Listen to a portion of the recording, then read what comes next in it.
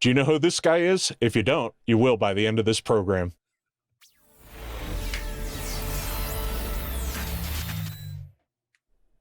If you guessed Mark Cooper, you'd be right. Hi, Mark. How you doing, Rick?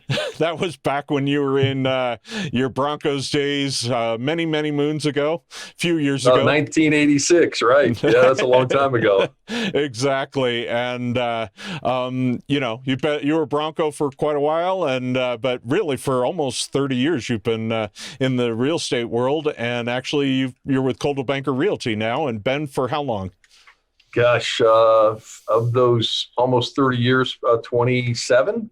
Really? Wow. Yeah. Well, So it's been a long time and, kind of been, run through the ropes where, I've managed over the years as well as sold and had a team and, you name it. You kind of, it's kind of fun to be in the business that long because you see kind of everything. You see the ups, you see the downs, you see the builders, you see the developers, you see the good, the bad, the ugly, recession, low inventory, high inventory, 2 days to sell it, 6 months to sell it, you name it. So it's kind of, been a heck of a ride and a great experience and a lot of fun. And you meet some wonderful people, doctors, lawyers, Indian chiefs, you name it. So I've enjoyed it. Yeah. Well, let's back up a little bit. Where did you grow up? Miami. So I was born in New Jersey. So, okay. But we lived there for like a year and we moved to Florida. So we moved to Sarasota originally, then down to Port Charlotte, and then over to Miami when I was in fourth grade. And, so I really considered Miami, my home where I grew up, where I spent all my time. My dad was a police officer. My mother was a nurse. And we had a little small boat. So we'd go out to Elliott Key and we fished quite a bit as a kid and, snorkeled and enjoyed the, South Florida, you might say, weather and sea and the ocean and diving and spearfishing and stuff like that. Sounds like a lot of fun. Yeah, you're still kind of a Florida guy at heart, aren't you? In a lot of ways. Yeah, I really am. I mean, I get down there quite often. I've even, I have a license in Florida. I sell some things for friends in the Keys and in Miami and even up as far as Jensen Beach, but all ocean stuff. Yeah. If somebody's going inland, I refer it. And I'm in and out of there. It's quite easy. I mean, you can get a red eye into Miami, be there, show properties, and be back that night, to be perfectly honest with you. So it's been kind of fun. It's a different little piece of real estate, but real estate's real estate. Once you understand real estate and you understand the nuances of areas, and you've got systems in place that work. And I have a wonderful full-time assistant, Linda Decker. She's been with me for about 20 years. Wow. And Linda's the best, so when you have great people around you, you have a few alternatives in the real estate industry. Exactly. So you played lineman, so I assume you were kind of a big kid? Yeah, I was big in seventh grade. Really? So kind of funny story. Yeah, well, and I was so big when they had youth sports, they went by poundage. And I was always kind of heavier and bigger. So I had to end up playing with bigger kids and older kids, and which was fine. And in Miami, I ended up waiting until 10th grade. You played sandlot. Back in our day, we played sandlot football. Mm-hmm. So you played a lot of park stuff, a lot of rec stuff, and then organized my first was at Miami Killian High School in 10th grade. So went 10th, 11th, 12th, and then got a scholarship to University of Miami. I ended up staying local. I was pretty fortunate. I was a big kid, could run fast, and had a lot of athleticism. I was a football, basketball, track kid in high school. So you did them all. Yeah. So. Back then they didn't have all the specialization they have now from the standpoint of training with, one trainer and one sport and all that stuff. So like in the off season, I'd stay in shape by running track, right? Yeah. And I'd run with the fast guys and I wouldn't beat them, but I'd stay right with them. So that's where I kind of got my speed from, I guess, was, working with guys that could really run, were track fast. And I was fast, but not track fast. And you went to where for school? Yeah, so then went to University of Miami. Okay. I went there as a tight end punter. I had a choice of 90 plus schools. They call you a blue chip athlete, all city, all state, stuff like that. So I was pretty talented and had some good genes. And I I went in under Lou Saban, who came from the Buffalo Bills, and then Lou left like within my first year, and Howard Schnellberger came in, and Howard had come over from the Miami Dolphins as the offensive coordinator of the 17-0 football team, and took over the Miami program.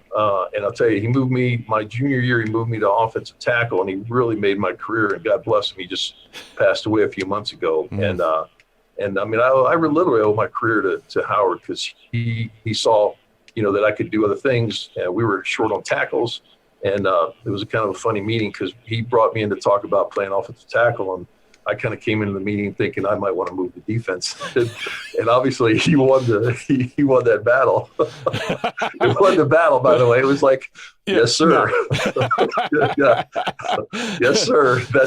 If that's how I get on the field, that's what I'm going to do, right? It's probably what was a good move too, obviously. Yeah. I was fortunate. So and I played against some great competition at University of Miami. So, that elevated me, and we had a offensive tackle on the other side that was an All-American, and people came to see him, and they saw me, and I ended up getting drafted in the second round, and had a lot of fun. Played in the East-West Shrine game, played in the North-South All-Star game after our season. So, that helped elevate me a little bit, because I played against top guys who were going to be drafted, and went in the second round and to the Denver Broncos with John Elway. So I came out of college. With Jim Kelly, Hall of Fame quarterback. Sure. And I come into the NFL, and I'm playing with John Elway, right? A pretty good quarterback. And then when I play 4 years here, and then when I go to Tampa, I play with Vinny Testaverde, who's a Heisman Trophy winner, right? So, and I had DeBerg in both places. So I was very fortunate. I got to play around a lot of good quarterbacks, and the story I tell is I made them all famous for their scrambling ability. Exactly. And so, what'd you major in college? Well, I was a communications major, as you could probably tell, because I blab a lot, right? And but I had fun. I had great teachers in school, and it was interesting. Even in middle school, I had a teacher that said, "Hey, if you're going to play sports, you're going to need to communicate. You're going to need to public speak. You're going to need to, how to write. You're going to need, to have an education, So, I always was high on, I got good grades because you can't have bad grades to go to D1. So I tell even kids I coach, I talk to them about, the grades are so important. And the opportunity to get to the NFL is so slim to none.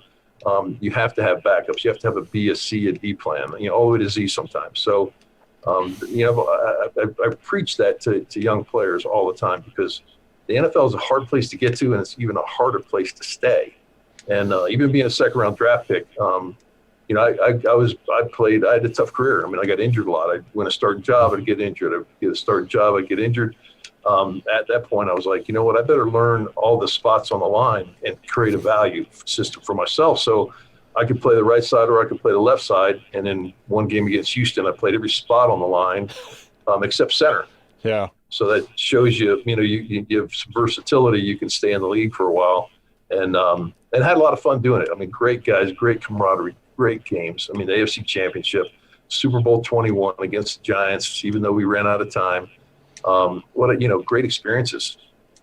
Yeah, it's pretty, that's amazing. And it's the same thing I think we all have to teach everybody, especially young people, is they have to be diversified, because they're going to go into a number of different careers over their life. And if they're just want to be X, they better be really, really good and the best at it, because, X may not be there tomorrow either. Yeah.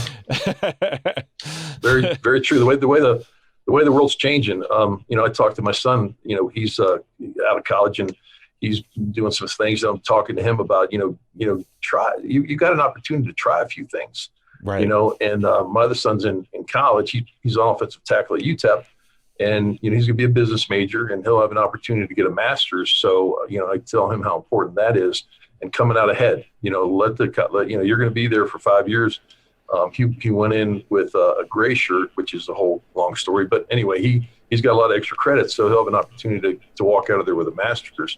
And not a lot of kids have an opportunity to do that, right? Because you have to pay for those things, and they're not cheap. No, exactly. And so you played for the Broncos for 4 years. We were AFC champs one of those years, correct? Yeah, 1986. Yeah, then we went. We beat Cleveland in the overtime game, the drive, which is Yeah, they play that on a lot of the NFL channels right before the Super Bowl or during the AFC Championships. And it was kind of like John's come out game. I mean, he did a heck of a job. We took that ball down, and the 99-yard drive was just to tie the game, right? Then we went into overtime. They got the ball, drove it down the field. We stopped them, and then we picked it up and drove it down. And then Rich Carlos kicked that field goal for us to win the game. So that was, again, one of those experiences you can't pay for. Exactly. So how'd you decide real estate after football?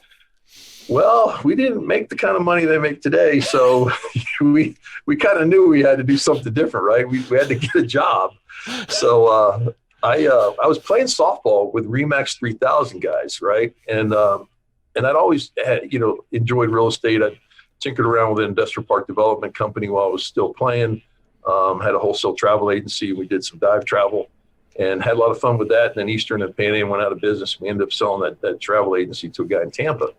And while I was playing softball with these guys, they're all, making good money, and we're having conversations after the game, et cetera. And I just decided that, real estate looked like something that, would be a lot of fun. I had a lot of contacts, loved Denver, loved the people, and got my license. And here we are, 28, almost 30 years later, and 1,800 clients. And, wow. I have a blast, man. I really love the business because, when you're making somebody's dream come true and you're helping them through issues, from inspection stuff to title stuff to survey stuff to septic stuff to you name it, from A to Z, land deals, new construction, building specs, doing flips, finding the right lender for your clients, because they all don't fit in the box for, your typical banking system.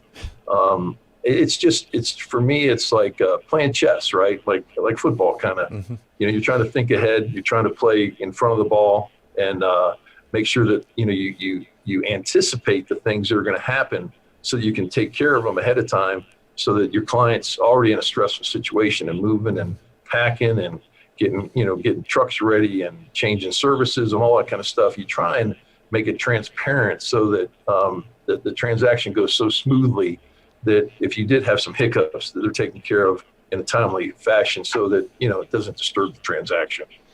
Yeah. What have you seen over the last 28 plus years as one of the biggest challenges over that time period? Boy, I guess, if you looked at my business card, I've got every designation behind my name, and I'm one of those, I'm kind of like an education junkie. So I take a lot of classes. We have a certain amount of continuing education every year, and I probably double that, only because I'm always trying to stay, as sharp as I can stay and ahead of the game as I can stay, and finding, advantages or, things that make my business run smoother. Technology, I would say probably technology has changed so much. Here we are on a Zoom call. We used to have fax machines. Prior to that, we had the NCRs where you had to press really hard. You know what I mean? So you made it through all those 4 copies, right? on the hood of your car at night and under a spotlight, the street light for your customer, and then go drive it over there and submit it. The technology aspect is probably what's changed the most in real estate, but for the better, because I can literally, we sell properties for people we've never met. I sell investment properties to people. We've actually, they've never seen the property. The virtual tour thing. Before virtual tours, right, I would go with a camera and I would literally walk around the room taking pictures, right? And then I'd paste them together and put them in a big, huge envelope and send them to the client so they could get their own virtual tour without the real camera stuff like you use, which is phenomenal. And the 3D tours and all that stuff has made real estate really, it's brought it, from the dark ages compared to what we used to do to, sell somebody a property sometimes. And that's that. So I think, and I've embraced the technology. I'm kind of almost techie for, being a 61-year-old guy that's been around a long time. With the iPhones and the iPads and FaceTime and, Zooms and all that stuff. It's fun. I mean, it kind of makes it easier when it works. When it works. If right. it doesn't, it drives when you it crazy. doesn't, you want to knock it off the top of your computer, right? Exactly. Yeah. Well, and I mean, obviously, you've seen lots of different markets. In the 80s, it was pretty low here. What was it, 60 grand for a condo, something like that, or 40? In that. Okay. I sold a condo for $17,000 back in 1992. Wow. How about that? And we had three phone books of inventory, right? You didn't have a computer, you had books. Yeah. You had to look through the books, right, to find the properties, right, and do your comps and everything else. And then dot matrix, remember the dot matrix? And yeah.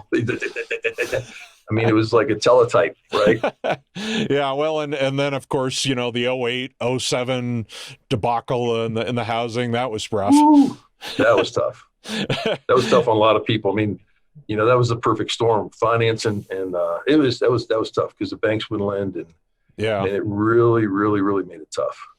And I think you and I started working right about that time, maybe a little bit after that. We started working together. I started doing your photos and videos and some of the profiles and things like that for you. And we thought we might have the same occurrence happening last year when we had the pandemic come through, but it turned out that people just kept buying real estate. Yeah.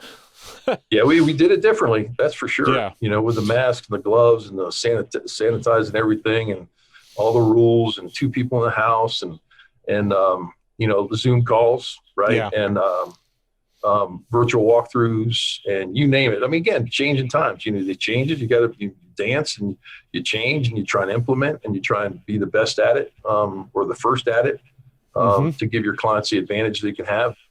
Heck, I bought a buddy a $3 million house on Snake Creek during the pandemic, and it actually worked out well for him because there weren't a lot of people out looking, right? And then we got another contract, and probably 2 weeks later, another backup came in for more. So, we stayed in the deal, and he got a beautiful home.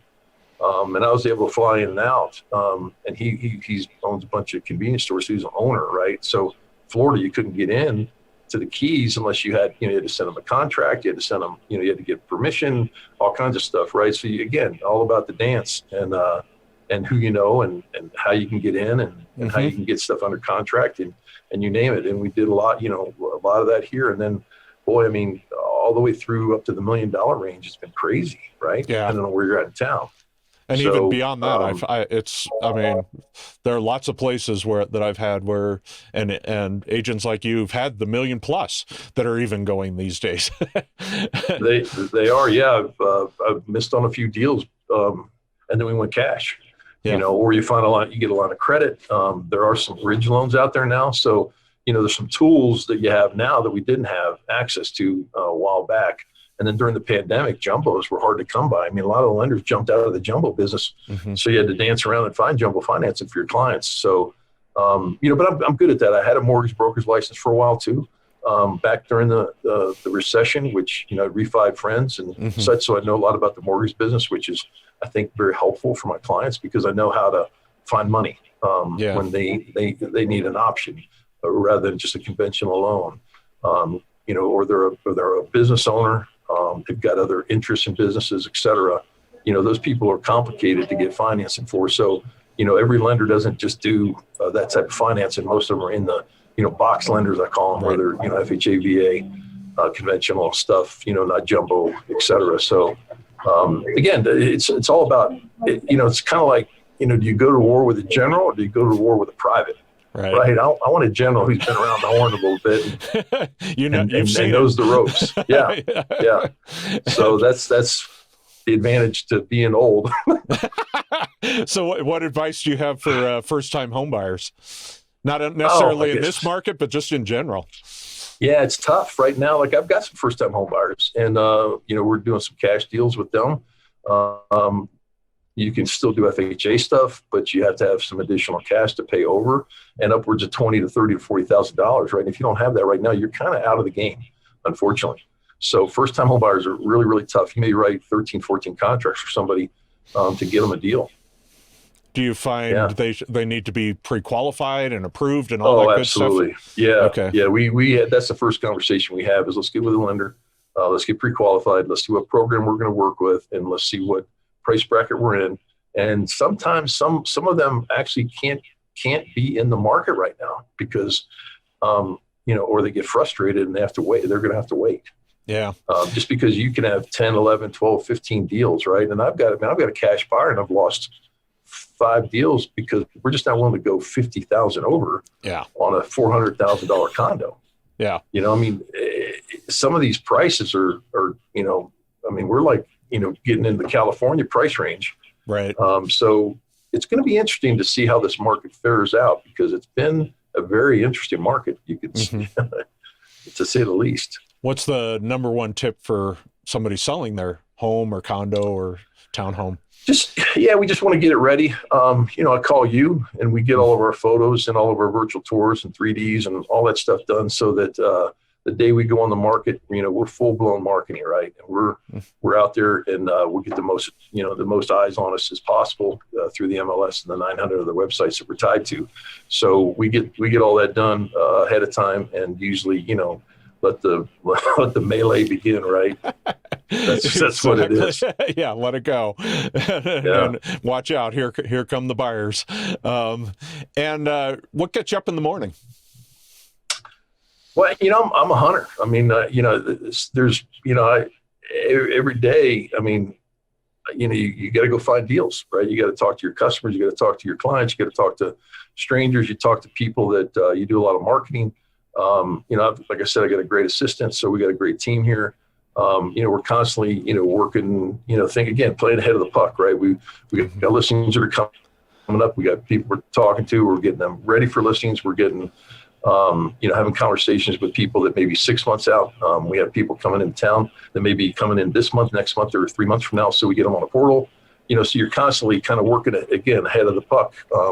Getting people ready for the market and letting them see inventory and understand what it's going to cost, to get into this marketplace, and having those conversations. So you try to have everybody as prepared as possible for when they're ready to enter the market or go on the market from the standpoint of listing their house. And so now it's time for the lightning round. All right. So this is what I call your favorites, the favorite things in life. So we'll start with, what's your favorite food? Well, I got to stone crabs. And if it was a restaurant, it'd be Joe's Stone Crab on Miami Beach. Stone crabs are my favorite. I could eat those every day. Awesome. How about favorite song or rock music or whatever? I'm a Jimmy Buffett guy, so I'd probably say it, maybe not necessarily a song, but Buffett music. Or there's a new group out called Stick Figure. And they're like a reggae group. I enjoy them, but I listen to. See, that's cheating because we have favorite band as one of these. So favorite song. Okay, well, yeah. Well, band. Okay, band. Well, let's go with band. Then band would be, I guess, let's call it Buffett, because that's probably who I've listened to the most. Cool. Well, how about pastime? What do you like to do as a pastime? Oh, I'm a fly fishing nut. Saltwater fly fishing, tarpon, bonefish, permit, redfish. I just came back from the Bahamas a couple weeks ago, and I'm just if I could throw a fly rod at any fish, sailfish included, tarpon are my favorite. If I could fish one fish for the rest of my life, it'd be tarpon. So that's kind of my gig. Love fishing. And how about favorite place to visit in Colorado? Ooh, in Colorado, gosh, we got such a beautiful state, and I tell people this all the time because I host a charity fishing tournament up in Basalt, right? So I'm going to call it Basalt because I've been going up there for 17 years, doing a charity tournament for cystic fibrosis, and the two of the best rivers, the Colorado River and the Roaring Fork River up there, and they produce wonderfully for novices to experts. So I'd say the Basalt, Glenwood, Basalt, Aspen area is probably, that valley is probably my favorite. Yeah, it's really pretty. Yeah. How about in the world? Okay, now I'd like to go to the Seychelles, which is out in the Indian Ocean. It's a pretty expensive trip, and I haven't been able to pull the trigger on that one yet, but that's my dream trip. Okay. Well, yeah, got to have that bucket list item. Bucket list, right. Bucket trip, yeah. How about comic? Do you have a comedian or comic you like? Sam Adams, local guy. I enjoy Sam. I get his emails, and he plays here locally, he does his gigs here locally at the comedy club. I really like him. Cool. And how about restaurant? You already said, I guess. Do you have a local restaurant Yeah, you like? Hi Joe's. Yeah. Well, okay. So locally now, boy, there's a couple of Cuban restaurants here locally that I like. One on Mississippi and Chambers, and it's just a Cuban restaurant, and they've got pastries off the charts. And of course you like Shanahan's and Del Frisco's, Sure. some of the steakhouses. I'm a big steak guy. So, Really? yeah. Trying to think, gosh, there's one up in, what's the name? There's a place in Boulder. I can't remember the name of it now, but it doesn't matter. But there's a lot of great restaurants in Colorado too. So that's another thing that, people that come here have an opportunity to experience a lot of great cuisine. But if they go to Florida, Sam's? Oh, no. It's Joe's. Oh, Joe's. Sorry. Joe's Stone Crab. Sorry. How about favorite time of the year? September. September is my favorite month of the year because you can wet wade, you can fish, the trees, the colors are changing. Yeah. And that's probably one of my favorite times of the year when the trees start to change and those colors come out. I really just September, I tell people that's my favorite month in Colorado. Go up to Kenosha Pass. Gorgeous up there. Yeah. See the aspen. It's amazing. How about favorite movie? I'm an old Western guy, so Silverado. Okay. The horses are magnificent. I owned horses for some years back in the day, and they got a big gray dapple on that and a paint and some other horses that are just outstanding. It's a fun movie. And how about favorite way to eat pizza? Do you eat it with your hands or knife and fork? I'm a all hands guy. A lot of napkins and all hands. All hands on. And what's your favorite band? Yeah, well, it'd be Jimmy Buffett because I listen to a lot of different Buffett music when I'm around town or at the house or even down in Florida. And how about childhood memory up to say like 18? Yeah, I spent a lot of time with our family. We'd go out to Elliott Key. We had a little 25-foot boat, inboard, outboard. Nothing fancy, and we'd go out to Elliott Key and fish and snorkel and take our dog out there, and we'd snorkel around the front of the key, and we'd snorkel the reefs and did some spearfishing as a kid, and that's when I first started diving when I was probably around 14. It's no wonder living here in Colorado, you got to get your ocean time. Exactly. Get back down there at least once a year. But pandemic probably wasn't helpful to all that. No. How about adult memory? Yeah. So, outside of having two boys and the birth of them probably being drafted in the NFL. So that was a, highlight for me, my family, all those around me, my coaches, that I worked so hard and they pushed me to do the things I was able to do. So I give a lot of credit to the people that were around me. Awesome. And favorite person, living or dead? I'd like to meet Thomas Jefferson. I'd like to meet him. Yeah. You have these conversations about who would you like to have dinner with from the past. That'd be a guy because all the things he did, his participation in the creation of the country, et cetera. That's a guy I'd love to have dinner with that guy. Total Renaissance guy for sure. And favorite part about being in real estate? I think all the people you meet, putting deals together, but the people. I mean, you meet some wonderful people. Like I said, doctors, lawyers, Indian chiefs, you name it, from A to Z. From we call it castles to condos is the name of the LLC I have, and we kind of handle everything from castles to condos and land and ranches. And over the years, you really get a taste of Colorado and the real estate we have out here, and you meet some great people and lifelong friends, and people that you do stuff with still to this day. Well, hey, I appreciate it, Mark. Anything else you want to share with the folks today? Or no, heck, this is a great kind of overview, and I appreciate it. And sure. I've always, you and I've always, right down here on the screen, right at 303-249-2843. My office line direct is 303-843-1545. And I tell people all the time, you can Google me all over the internet. My website is come2colorado.com with a number 2 in it, as you can see on that screen. And, gosh, like I said, we got a good team here. love real estate.